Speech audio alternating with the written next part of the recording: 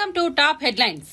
విద్యార్థుల తల్లిదండ్రులకు గర్భశోకం మిగల్చొద్దని కాంగ్రెస్ ప్రభుత్వానికి BRS working president Kalvakuntla Taraka Ramarao సూచించారు. ప్రభుత్వ హాస్టళ్లలో విద్యార్థుల మరణాలపై ఆయన ఆవేదన వ్యక్తం చేశారు. ఈ విషయాన్ని రాజకీయ కోణంలో చూడకుండా విద్యార్థులకు మంచి చేయాలని ప్రభుత్వానికి సూచించారు. ఇటీవల పెద్దపూర్ గురుకుల పాఠశాలలో పాము కాటుకు గురై మృతి చెందిన విద్యార్థి అనిరుద్ కుటుంబ సభ్యులను సిరిసిల్ల జిల్లా ఎల్లారెడ్డిపేట మండలం రాచర్ల బొప్పాపూర్లో పరామర్శించారు. ఈ సందర్భంగా ఆయన మాట్లాడుతూ అనిరుద్ అనే చిన్నారి మరణం ఆ తల్లిదండ్రులతో పాటు ప్రతి ఒక్కరిని తీవ్రంగా బాధిస్తోందన్నారు. ఇలాంటి సంఘటనలకు సంబంధించి రాజకీయాలు వద్దని మన అందరికీ కుటుంబాలు ఉన్నాయన్నారు. ఆదుకోండి, ఎందుకంటే వాళ్ళంతా పేద పిల్లలు, వాళ్ళ మీద గంపెడ ఆశలు పెట్టుకున్నారు తల్లిదండ్రులు. ఇందాక మా పార్టీ తరఫున ఏదో నాకు చూసిన ఒక ఉడతా భక్తిగా కొంత సాయం అమ్మాయికి చేస్తే అమ్మాయి మాట అన్నది, అన్నా మీరు నా కొడుకు చనిపోయిండు కానీ మరొక తల్లికి గుండె శోకం ఉండకుండా చూడండి అన్న, మీకు అవకాశం ఉంటే అని చెప్పింది. ఆ తల్లి చెప్పిన మాటల్లోంచే ఒక నిర్ణయం కూడా నేను తీసుకున్నా. మా పార్టీ తరఫున పెద్దలు ఆర్ఎస్ ప్రవీణ్ కుమార్ గారు గతంలో అడిషనల్ డైరెక్టర్ జనరల్ గా ఈ గురుకులాలకు సెక్రటరీగా కూడా వారు పనిచేస్తున్నారు. చాలా చక్కగా ఆయన ఆధ్వర్యంలో ఇవాళ మీరు ఎక్కడ పోయినా, మన నర్మాల పోయినా, బోనాల పోయినా, దుమాల పోయినా, ఎక్కడ పోయినా గురుకుల పాఠశాలలో ప్రవీణ్ కుమార్ పేరు ఇప్పటికి కూడా యాద్ చేస్తారు. తల్లిదండ్రులు ఇంకా కూడా యాద్ చేసుకుంటారు. ఆ ప్రవీణ్ కుమార్ గారి నేతృత్వంలో మా పార్టీ తరఫున ఒక అధ్యయన బృందం వేస్తుంది. వారిని కనీసం రాబోయే 4-5 రోజుల్లో ఒక 20-30 పాఠశాలలు తిరిగి అక్కడ ఉన్న లోపాలు, లోటుపాట్లు, వేరే ఉద్దేశం కాదు, మాకేం ఎవరిని తిట్టేది లేదు, ఎవరిని నిందించేది లేదు. దయచేసి ప్రభుత్వం దృష్టికి ఆ నివేదికను నిష్పక్షపాతంగా అందజేస్తాం. ప్రభుత్వం కూడా మేల్కోవాలి. వెంటనే అన్ని పాఠశాలల ఆవరణలు పరిశుభ్రం చేయాలి మొత్తం. ఎందుకంటే ఇప్పుడు వర్షాకాలం ఇది, మనం ఎంత సాఫ్ చేస్తే ఈ పాములు, తేళ్లు ఇవన్నీ పోతే అందరు చిన్న చిన్న పిల్లలు ఆడుకుంటారు, బయట పోతారు. కొద్దిగా సందు దొరికిందంటే ఒక అర్ధగంట విరామం దొరికిందంటే బయట పోయి ఆడతారు. వాళ్లకు పాపం అభం శుభం తెలియని వయస్సు, తల్లిదండ్రులు లేరు, పర్యవేక్షణ లేదు. కాబట్టి దయచేసి ప్రభుత్వాన్ని కోరేది, మేము ఒక కమిటీ వేసి ఆ రిపోర్టు మీకు సత్వరమే అందించే ప్రయత్నం చేస్తాం. మీరు కూడా బేసిజానికి పోకండి. ఆ 36 కుటుంబాలు ఏవైతే పిల్లల్ని కోల్పోయినాయో వాళ్ళని ఆదుకోండి, కొంత సాయం చేయండి. ఆ కుటుంబ పరిస్థితి తెలుసుకోండి.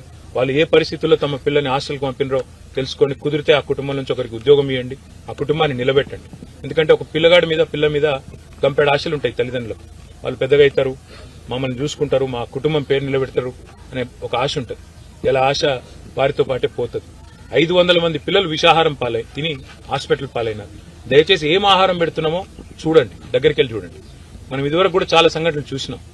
బాసరలో జరిగినప్పుడు, IIITలో, ఇంకా ఇతర చోట్ల కూడా మేము స్వయంగా పోయినాము, వాళ్ళతో కూర్చున్నాము, తిన్నాము, కనీసం కొంత భరోసా ఇచ్చే ప్రయత్నం చేసినాం.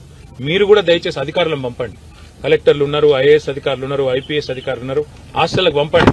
ఒక్కొక్కరిని అవసరమైతే 2-3 హాస్టల్ దత్తత తీసుకోమని చెప్పండి. వాళ్ళు కనీసం వారంలో ఒక రోజు సర్ప్రైజ్ గా పోయి తినాలని చెప్పండి.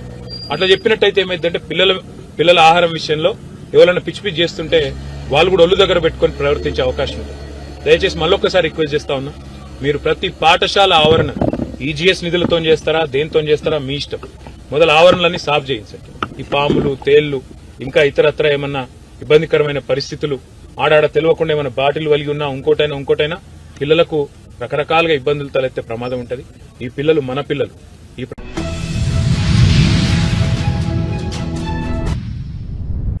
బంగ్లాదేశ్ పరిణామాలు, హింసపై లోక్సభలో ప్రతిపక్ష నేత రాహుల్ గాంధీ ఎందుకు మాట్లాడడం లేదని కేంద్ర మంత్రి బీజేపీ నేత బండి సంజయ్ ప్రశ్నించారు. ఆయన ఎప్పుడు శాంప్లిటోడా భాషనే మాట్లాడుతారని, చైనా చెప్పినట్లు నడుచుకుంటారని విమర్శించారు.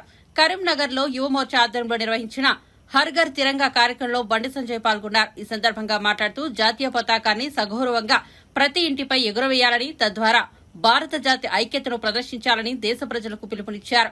మహానీయుల త్యాగాలను మనం స్మరించుకోవాల్సిన అవసరం ఉందని వ్యాఖ్యానించారు. నెహ్రూ కుటుంబానికి లాభం జరిగేలా నెహ్రూ కుటుంబం బదన చేయడమే లక్ష్యంగా దశాబ్దాలుగా కాంగ్రెస్ పార్టీ నడిచిందన్నారు. మహనీయుల చరిత్రను తెరమరుగు చేసే ప్రయత్నం చేసిందని ఆరోపించారు. నెహ్రూ కుటుంబానికి మాత్రమే లాభం జరిగే విధంగా నెహ్రూ కుటుంబ భజన చేయడమే లక్ష్యంగా కాంగ్రెస్ పార్టీ ఇన్ని రోజులు ఈ దేశంలో వివరించింది. చరిత్రను తెరమరుగు చేసే ప్రయత్నం కాంగ్రెస్ పార్టీ చేసింది. అందుకే భారతీయ జనతా పార్టీ ఎట్టి పరిస్థితుల్లో చరిత్రను తెరమరుగు చేసే ప్రసక్తి లేదు. మహనీయుల చరిత్రను రాబోయే తరాలకు తరతరాలు ఉండాలని చెప్పి ఒక ఆలోచనతో ఇవాళ ఈ కార్యక్రమాన్ని తీసుకోవడం జరిగింది. మరి ఈ పరిస్థితుల్లో మహనీయుల త్యాగాల గురించి సెమినార్ నిర్వహించడం, మహనీయుల త్యాగాలను సమాజాన్ని చూపెట్టే ప్రయత్నం చేస్తా ఉన్నాం మేము. కానీ కాంగ్రెస్ పార్టీ ఏ రోజు కూడా ఎటువంటి కార్యక్రమం నిర్వహించలేదు. ఈ దేశాన్ని వర్గాల పేరుతోని, మతాల పేరుతోని, ప్రాంతాల పేరుతోని ఈ దేశాన్ని చీల్చింది కాంగ్రెస్ పార్టీ.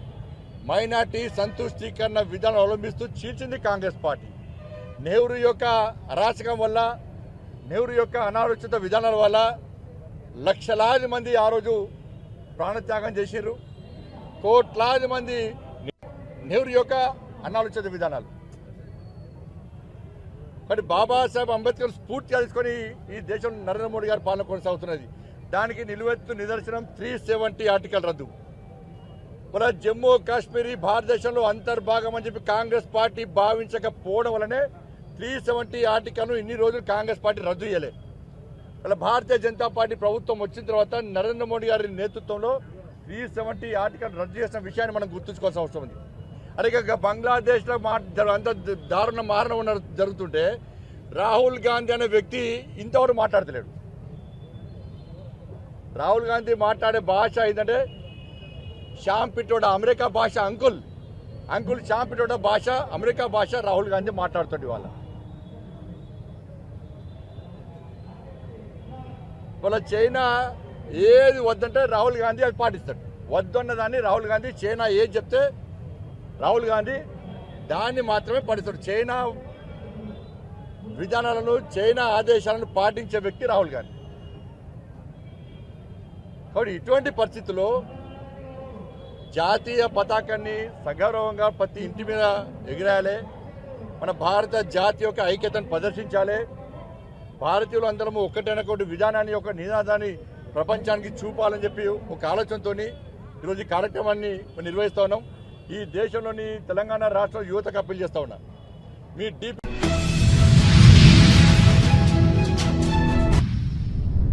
రైతుల కష్టాలను తీర్చడానికి కూటమి ప్రభుత్వం అండగా నిలబడుతుందని పౌర సరఫరాల శాఖ మంత్రి నాదెళ్ల మనోహర్ చెప్పారు. గత 5 ఏళ్లలో ఏపీలో రైతులు పడిన కష్టాలు సామాన్యమైనవి కాదన్నారు.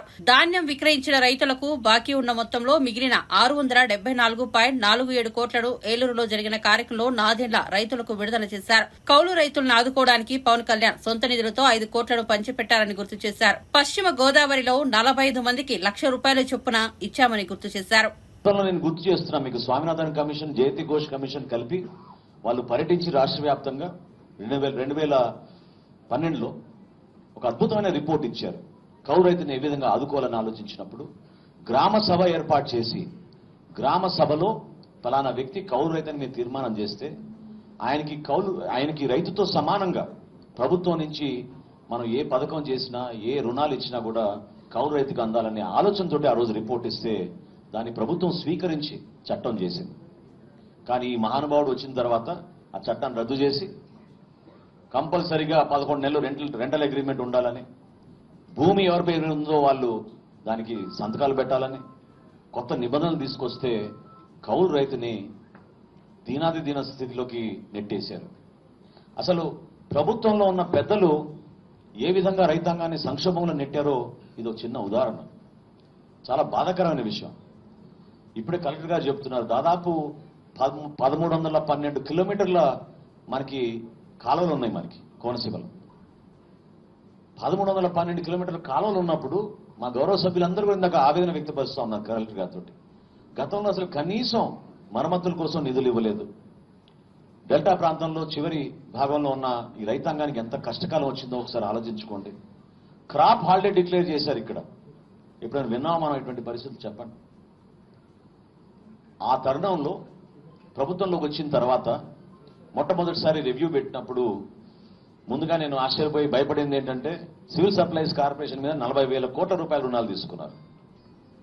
అంటే ఏడాదికి 20,000 కోట్ల టర్న్ ఓవర్ చేసే సివిల్ సప్లైస్ కార్పొరేషన్ నుంచి 40,000 కోట్ల రూపాయలు ప్రభుత్వం నిధులు సేకరించి రుణాలు ఇతర కార్యక్రమాలకి వాడేశారు. రైతాంగం కోసం కాదు, రైతు శ్రేయస్సు కోసం కాదు, ధాన్యం కొనుగోలు కోసం కాదు, సకాలంలో రైతులకు అందించాలనే భావన కాదు. ఆ మార్పు తీసుకురావడం కోసం ఇంటర్నల్ గా మేము కూర్చుని ఏం చేద్దామని ఆలోచిస్తే 1,674 కోట్ల రూపాయలు రైతులకి బకాయిలు వదిలేసి వెళ్ళిపోయింది గత ప్రభుత్వం. అంటే గతంలో ఉన్న మంత్రులు ఏం చేశారో మీకు తెలుసు. రోజు ప్రెస్ మీట్లు పెట్టి పవన్ కళ్యాణ్ గారిని తిట్టడం తప్ప వేరే పని లేదు వాళ్ళకి. పని చేసిన వాళ్ళు లేరు. ఒక మంత్రి అయితే రైతులు ఎంత అవమానపరిచాడో మీ అందరికీ తెలుసు. ఆ రోజున్న పరిస్థితులు మార్చాలి, మీలో భరోసా కల్పించాలి, ధైర్యం నింపాలనే ఉద్దేశంతో ఎంత కష్టమైనా సరే, ఆర్థిక ఇబ్బందులు చాలా విపరీతంగా కష్టాల్లో ఉన్నా కూడా ఎట్టి పరిస్థితుల్లో కూడా మీకు నెల రోజుల్లోపే నిధులు మీకు చెల్లించాలని మేము ఒక ప్రయత్నం చేశాం. ఆ సమస్య గురించి ముఖ్యమంత్రి గారి దృష్టికి తీసుకెళ్లగానే ఆయన కూడా దీనికి ప్రాధాన్యత ఇచ్చి ఎట్టి పరిస్థితుల్లో మీరు దీన్ని రైతులకు అందించే విధంగా ప్రయత్నం చేయండి అని చెప్పి పవన్ కళ్యాణ్ గారు కూడా ప్రోత్సహించి ఆయన సహకారంతో కూడా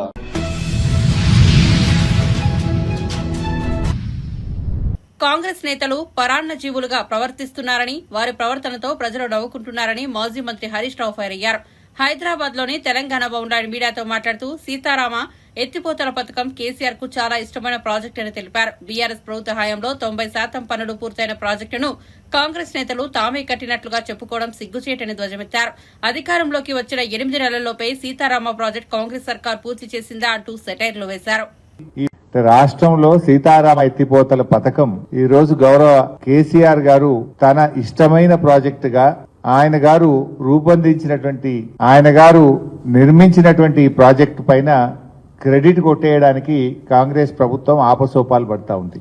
ఈ ప్రభుత్వ వైఖరి గమనిస్తే ఎట్లా ఉందంటే ఔరంకి షాదీమే అబ్దుల్లా దివానా అనే సామెత గుర్తొస్తా ఉంది. 10 సంవత్సరాల్లో బీఆర్ఎస్ ప్రభుత్వం చేసిన కృషి, ఈ ఫలితాలను, సాధించిన గొప్ప విజయాలను తమ విజయాలుగా చెప్పుకునేందుకు కాంగ్రెస్ పార్టీ పడుతున్న ఆపసోపాలు, ఈ సర్కార్ పడుతున్నటువంటి ఫీట్లను చూస్తా ఉంటే నవ్వొస్తా ఉంది. ఖమ్మం జిల్లా కరువు బాధలు తీర్చాలని సీతారామ ప్రాజెక్టు నిర్మాణానికి సంకల్పం చేసింది కేసీఆర్ గారు. పవిత్రమైన లక్ష్యంతో చేపట్టినటువంటి ఈ ప్రాజెక్టుకు సాక్షాత్తు సీతారామచంద్రుల వారి పేరే ఉండాలని చెప్పి, వారి పేరు పెట్టుకుంటే ఈ ప్రాజెక్టు శరవేగంగా పూర్తవుతుందని చెప్పి ముఖ్యమంత్రిగా ఆ రోజు కేసీఆర్ గారు నిర్ణయించారు. అనతి కాలంలో ఎన్నో అడ్డంకులు సృష్టించినప్పటికీ కూడా గత కాంగ్రెస్ నాయకులు కోర్టుల్లో కేసులు వేసి అనేక అడ్డంకులు సృష్టించే ప్రయత్నం చేసినా కూడా ఎప్పటికప్పుడు సమస్యల్ని పరిష్కారం చేస్తూ ఈ ప్రాజెక్టును వేగంగా నిర్మించే ప్రయత్నం చేసింది ఆనాటి బీఆర్ఎస్ ప్రభుత్వం. ఇలా ప్రభుత్వం మారినంత వల్ల ప్రారంభించే అవకాశం కాంగ్రెస్ పార్టీకి, ముఖ్యమంత్రి రేవంత్ రెడ్డికి వచ్చింది. ఇక రిబ్బన్ కట్టింగ్ అవకాశం వచ్చింది కదా అని ప్రాజెక్టు కట్టినట్లు కటింగ్ ఇచ్చే ప్రయత్నం చేస్తే జనం నవ్వుకోరా? రిబ్బన్ కట్టింగ్ అవకాశం వచ్చిందని ప్రాజెక్టే తాను కట్టినట్లు కటింగ్ ఇచ్చే ప్రయత్నం చేస్తే ప్రజలు నవ్వుకుంటారు. ఇతరుల ఘనత తమ ఘనతగా చెప్పుకునేటువంటి వ్యక్తిని ఏమంటారు? పరాన్న జీవులు అంటారు. ఇంగ్లీష్ లో అయితే పారాసైట్స్ అంటారు. ఇవాళ మిమ్మల్ని చూస్తుంటే కూడా అదే అనిపిస్తా ఉంది. ఒక ప్రాజెక్టు కట్టాలంటే దానికి సర్వే జరగాలి, డిపిఆర్ తయారు కావాలి, భూసేకరణ జరగాలి, టెండర్ల ప్రక్రియ జరగాలి, నిర్మాణానికి నిధులు సమకూర్చాలి. ఇవన్నీ దశలు పూర్తి కావాలంటే కనీసం కొన్ని సంవత్సరాలు పడుతుంది. 7-8 నెలల లోపలే మీరు కట్టేసిండ్రు ఈ ప్రాజెక్టు. 7-8 నెలల డిపిఆర్ తయారైంది, మీరు టెండర్లు పిలిచిండ్రు, సర్వేలు చేసిండ్రు, ల్యాండ్ ఎక్విజిషన్ చేసిండ్రు, పంపులు మోటార్లు తెచ్చి బిగించిండ్రు, సబ్ స్టేషన్లు కట్టిండ్రు. 8 నెలల మొత్తం మీరు తయారు చేసి ఇనాగ్రేషన్ చేస్తుండ్రా? నవ్వుకుంటున్నారు జనం మీ యొక్క దాన్ని చూసి. రోజు ఒక్క మంత్రి పోతున్నాడు, పడిపోతున్నాడు, వాళ్ళ మధ్య పోటీ నడుస్తుంది. ఇప్పుడు ఫస్ట్ సమస్య ఏంటంటే రోజు పేపర్లు చూస్తుంటే 3 ఖమ్మం జిల్లా మంత్రుల మధ్య పోటీ నడుస్తుంది. ఒక ఆయన పోగానే తెల్లారి ఇంకో ఆయన పోతాడు, తెల్లారి ఇంకో ఆయన పోతాడు.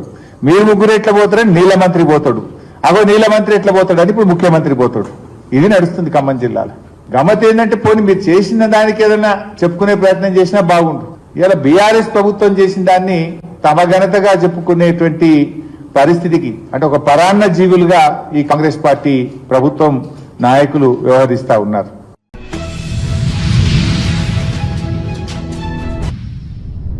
ఏపీ హోంమంత్రి వంగలపూడి అనిత రాజమండ్రి సెంట్రల్ జైలును సందర్శించారు. జైలులో ఖైదీల సౌకర్యాలు పరిశీలించారు.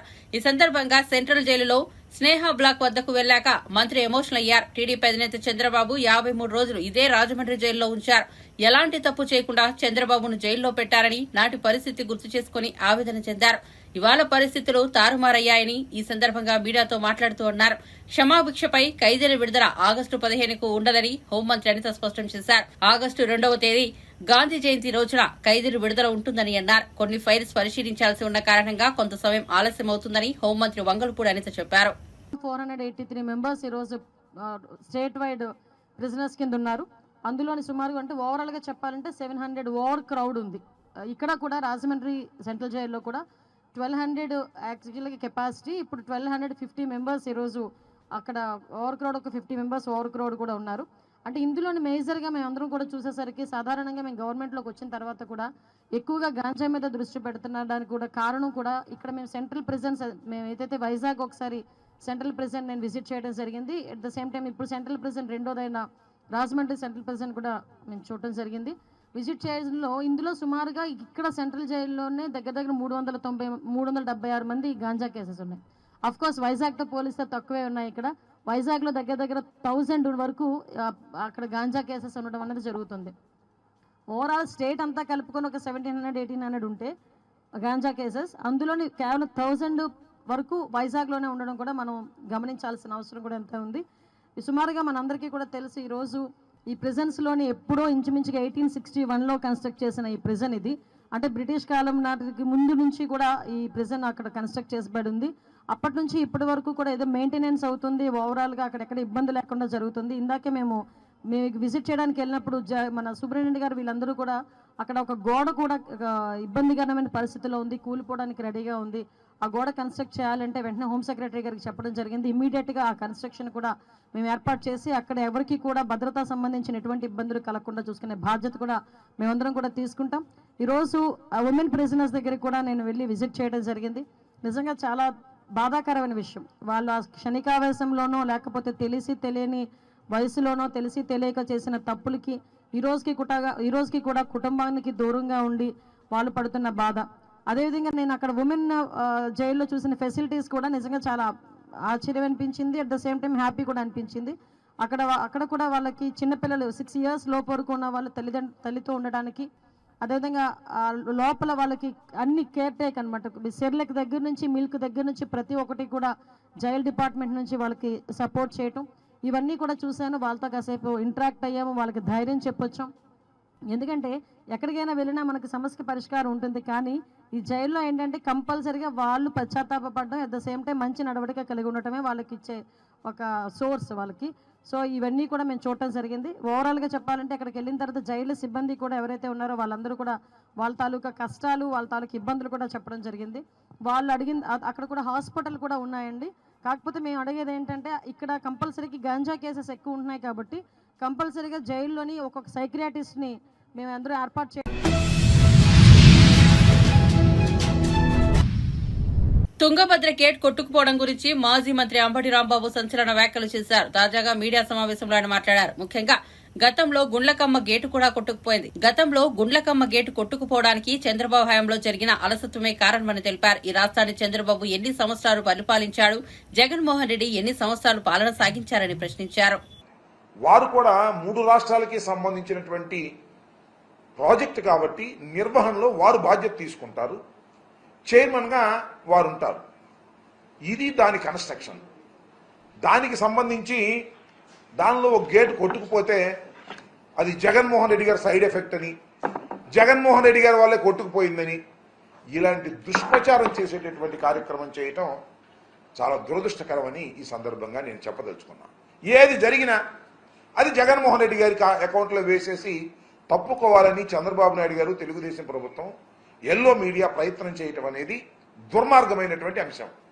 ఇదే విధంగా మరి జగన్మోహన్ రెడ్డి గారి టైంలో పులిచింతల 16వ గేటు కొట్టుకుపోతే వితిన్ 20 daysలో దాన్ని రిపేర్ చేసేసి ఏర్పాటు చేసి నీరు కిందకు పోకోకుండా ఆపడం జరిగిందనే విషయాన్ని మర్చిపోయారు.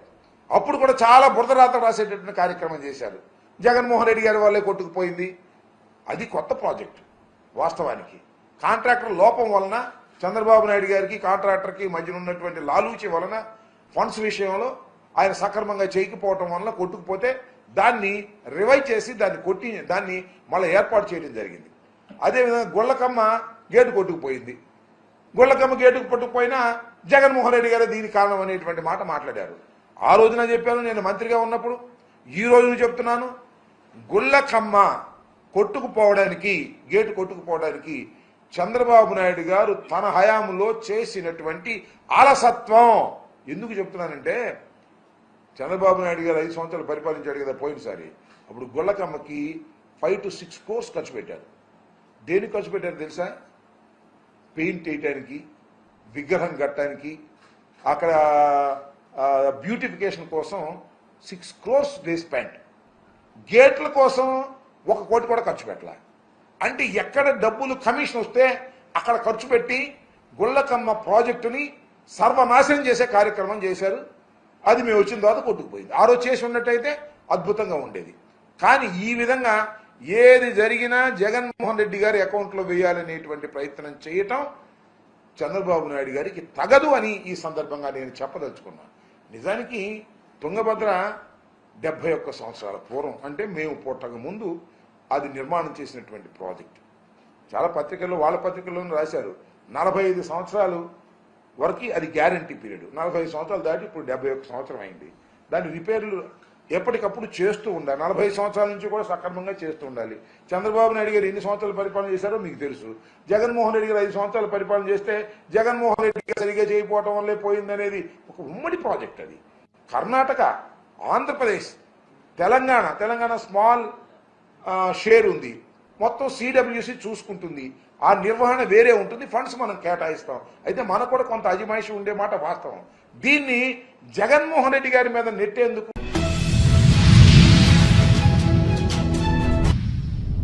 విశాఖ స్థానిక సంస్థల వైసీపీ ఎమ్మెల్సీ అభ్యర్థిగా బొత్స సత్యనారాయణ నామినేషన్ దాఖలు చేశారు. ఈ సందర్భంగా ఆయన మీడియాతో మాట్లాడుతూ ఎమ్మెల్సీ ఎన్నికల్లో పోటీ చేయాలని వైఎస్ జగన్ కోరారని, అందుకే ఎన్నికల్లో పోటీ చేసేందుకు నామినేషన్ వేశారన్నారు. ఈ క్రమంలో మాకు సంఖ్యాబలం ఉంది కాబట్టి ఈ ఎన్నికల్లో వైసీపీ విజయం సాధిస్తుందని ధీమా వ్యక్తం చేశారు. టీడీపీ పోటీలో ఉంటుందని తాను అనుకోవడం లేదన్నారు. ఒకవేళ పోటీలో నిలిస్తే అది దుశ్చర్య అన్నారు. తమకు మెజార్టీ ఉంది కాబట్టే పోటీ చేస్తున్నామని తెలిపారు. టీడీపీ ఓ వ్యాపారిని బరిలో దింపుతోందని, రాజకీయాలు వ్యాపారం కాదన్నారు. నా కోరిక. నేనైతే ఇంకా అనుకుంటున్నాను, అంత ఈజీగా పార్టీ నిర్ణయం తీసుకోదని చెప్పింది. తీసుకుంది అనుకో, ఓకే.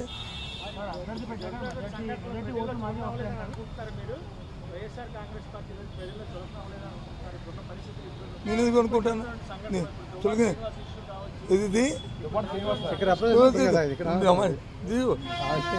అంటే బాగోదు కదా. మా దొండ సత్యనారాయణ గారు ఎక్కడున్నారో, చనిపోయి ఎక్కడ ఆత్మ ఎక్కడుందో, కానీ ఒకదానికి ముడిపెట్టకండి. ఒకదాన్ని ముడిపెడితే ఇంకెక్కడికి వెళ్ళిపోతుంది.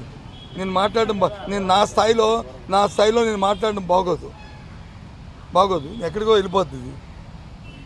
నీకు అర్థం, నువ్వు షర్ట్ వేసుకున్నావు, లోన్ ఏమవుతుందో నాకు తెలియదు అనుకుంటున్నావా? నేను షర్ట్ వేసుకున్నావు, నాకేమవుతుందో తెలియదు అనుకుంటున్నావు. అందుకు ఇవన్నీ అప్రస్తుతం. ఇక్కడ వరకు కన్ఫైన్ అవుదాం, మనం ఈ రాజకీయం వరకు కన్ఫైన్ అవుదాం, మిగతా విషయాలు వద్దు. Okay, bye, see you, good luck. మీరు నాయకులేండి, నేను ఎవరు కాదండి.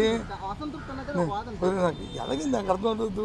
పుట్టాను, పెరిగాను, ఇక్కడ ఉన్నాను, నా భార్య ఇక్కడ ఉంది, నేను ఇక్కడ ఉన్నాను, నా ఇల్లు ఉంది, నా వాగులు ఉంది, ఆస్తి ఉంది. ఇప్పుడు మరి మిగతా వాళ్ళ సంగతి చూసుకుంటే నేను అసలు ఆడికి వెళ్ళను. నేను ఆడికి వెళ్ళను, నాకు లీస్ట్ బాధరు. కానీ ఎలాగా కంపారిజన్ చేసుకుంటే మిగతా ఆ విషయాన్ని మిగతా వాళ్ళు అడగండి, అప్పుడు నన్ను అడగండి.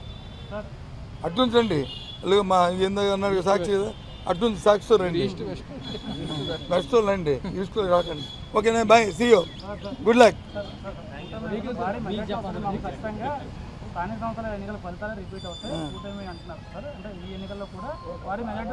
ఎవరన్నారు? పేరు చెప్పు, నాయకులని చెప్పుకోండి. నాయకులని చెప్పారు కదా 14వ తారీఖు నాడు ఆయన అడుగు, దాన్ని అడుగు, దాన్ని చెప్తాను. అది అయిపోయిన వరకు నేను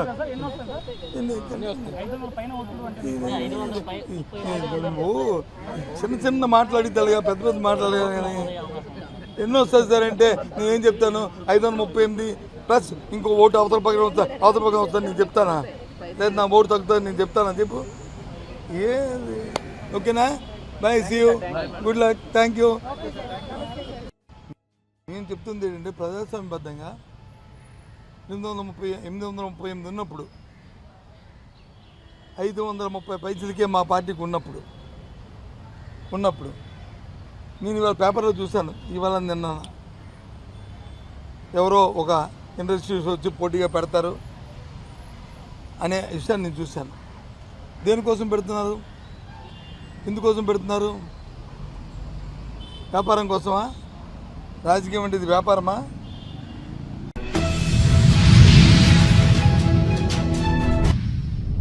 శ్రీ సత్యసాయి జిల్లా హిందూపురంలో లక్ష్మీ నరసింహస్వామి ఆలయ నిర్మాణ భూమి పూజ కార్యక్రమంలో ఎమ్మెల్యే నందమూరి బాలకృష్ణ సతీమణి వసుంధర పాల్గొన్నారు. పట్టణంలోని మున్సిపల్ మార్కెట్ కాంప్లెక్స్ సమీపంలో ఈ ఆలయ నిర్మాణం చేపట్టారు. సోమవారం వేకువజామున వేద పండితులు నిర్వహించిన హోమం, లక్ష కుంకుమార్చన కార్యక్రమంలో ఆమె పాల్గొన్నారు. అధిక సంఖ్యలో భక్తులు ఈ కార్యక్రమంలో పాల్గొన్నారు.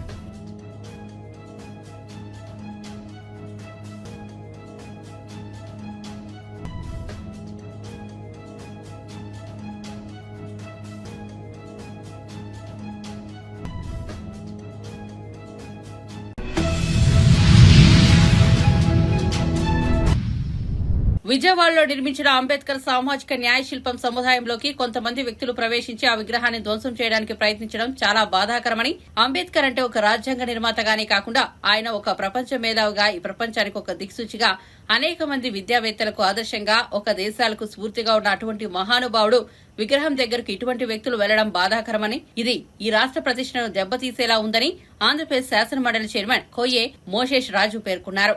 ప్రవేశించి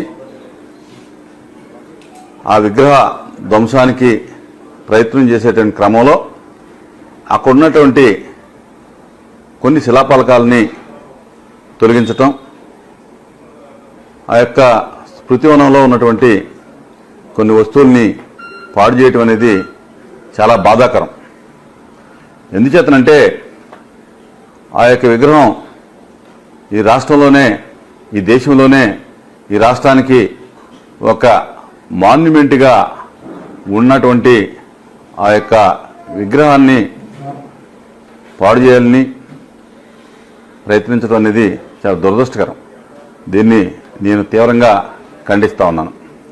ఎందుచేతంటే డాక్టర్ బాబాసాహెబ్ అంబేద్కర్ అంటే ఒక రాజ్యాంగ నిర్మాతగానే కాకోకుండా ఆయన ఒక ప్రపంచ మేధావిగా, ఈ ప్రపంచానికి ఒక దిక్చూసిగా, అనేక మంది విద్యావేత్తలకి ఆదర్శంగా, అనేక దేశాలకి స్ఫూర్తిగా ఉన్నటువంటి ఆ యొక్క మహానుభావుని యొక్క విగ్రహ సముదాయంలోకి అటువంటి వ్యక్తులు వెళ్ళటం బాధాకరం. ఇదేమవుతుందంటే ఈ రాష్ట్ర ప్రతిష్టని దెబ్బతీసే విధంగా ఈ యొక్క విషయం ఉంటుందని చెప్పి నేను తెలియజేసుకుంటా ఉన్నాను.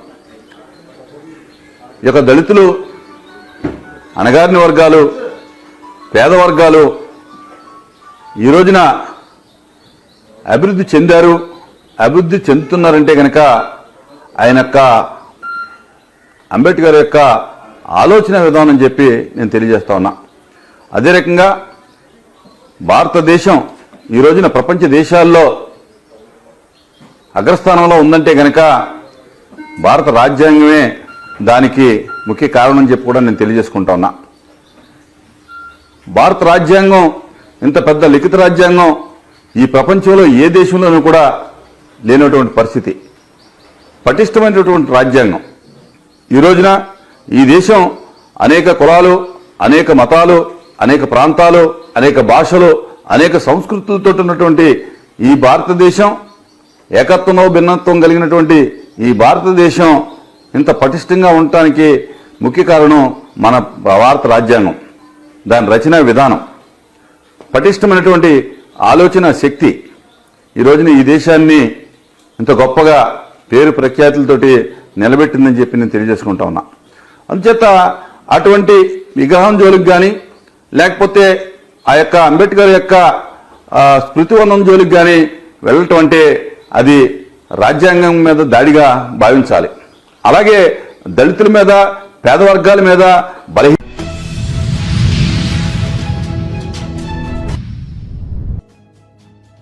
స్వాతంత్ర్య వేడుకల్లో భాగంగా అనకాపల్లి జిల్లా కసింకోట మండలం బయ్యవరంలో 600 అడుగుల త్రివర్ణ పతాకాన్ని ప్రదర్శించారు. కసింకోట నుంచి తెగాడ మోడల్ పాఠశాల వరకు నిర్వహించిన ఈ ప్రదర్శనలో విద్యార్థులు, స్వచ్ఛంద సంస్థల సభ్యులు, మహిళలు, గ్రామస్తులు అధిక సంఖ్యలో పాల్గొన్నారు. ర్యాలీలో కొనసాగిన పరిసరాలు వందే మాత్రం నినాదంతో మారుమోగాయి. స్వాతంత్ర ఉద్యమంలో ప్రాణాలు అర్పించిన నాయకుల త్యాగాన్ని గుర్తు చేసుకుంటూ ఈ భారీ త్రివర్ణ పతాకాన్ని ప్రదర్శన చేపట్టారు.